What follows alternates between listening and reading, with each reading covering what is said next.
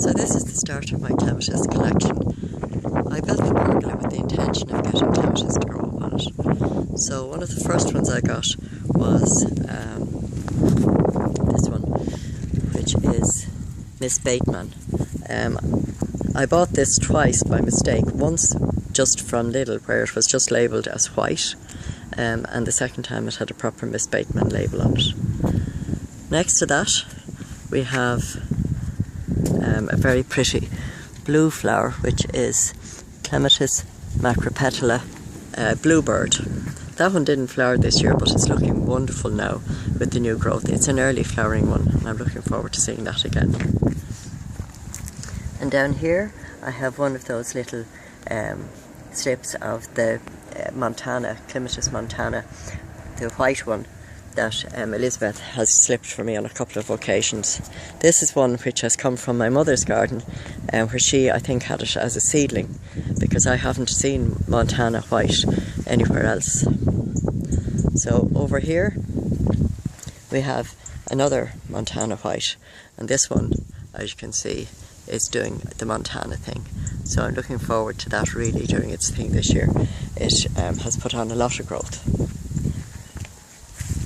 This one here is the other Miss Bateman, and looking a bit sad at the moment. Managed to produce a late flower for some reason, but that's all there is to it. Now I need to go over to the new Clematis walk, but I'll go via the deck, which is where two of my most prolific Clematis are. The first one here, which has very nice seed heads on it at the moment, is multi-blue. That came from Backers. It was one of the first ones I bought. And this one here is Ville de Lyon, I think. I just checked the label. Yes, Ville de Lyon.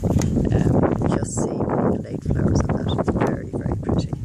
So then we proceed on down to the Clematis walk. As you can see, the hose is out because this is newly planted and has to be watered regularly.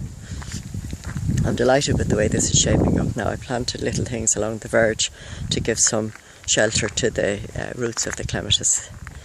So the first one then is Armandii, which is an evergreen, and I think flowers early in the year. I've managed to identify all of the Clematis now at this stage. So this one here is Rouge Cardinal, which is a lovely rich red. And down here I have a small little luxurians. I ended up with two luxurians because I ordered one from one place and then saw it somewhere else and bought it. This one here then is another Montana, and this one is Tetra Rose, and as you can see, it's doing well.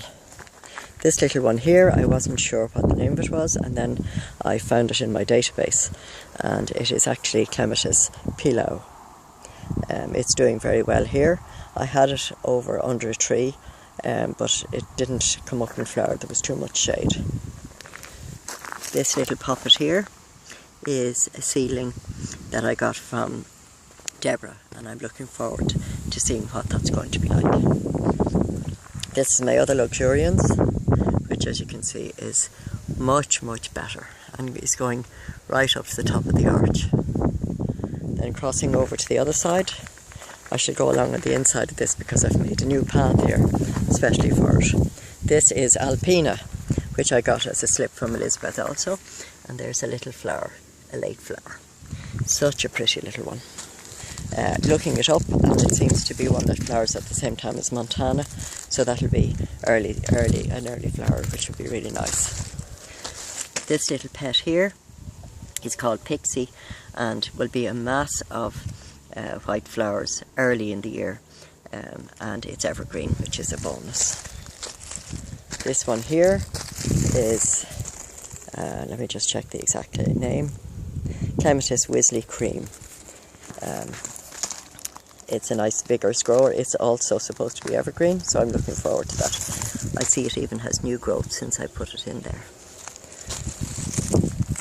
And this one here, which I was calling Philo, when I actually check the database, it's actually Nellie Moser. That's a white one with a pretty pink stripe on it. This is another Montana. This one is called Fragrant Spring, so I hope it lives up to its name. It has very dark foliage, which is kind of nice too. Down here I have a poor little one that I got as a slip from somebody, and it's called after the person's name, but I've no idea if it's going to come back or not. This one here then seems to have survived being moved. So this one is Carbmanii Joe. Another early flowering one. I'm looking forward to that because it's also quite fragrant. And then the last one then, last but not least, is Niobe, which has the rich red flowers. So this is my clematis collection. I would like to add one more, I think. It's Montana Marjorie that I haven't managed to source just yet.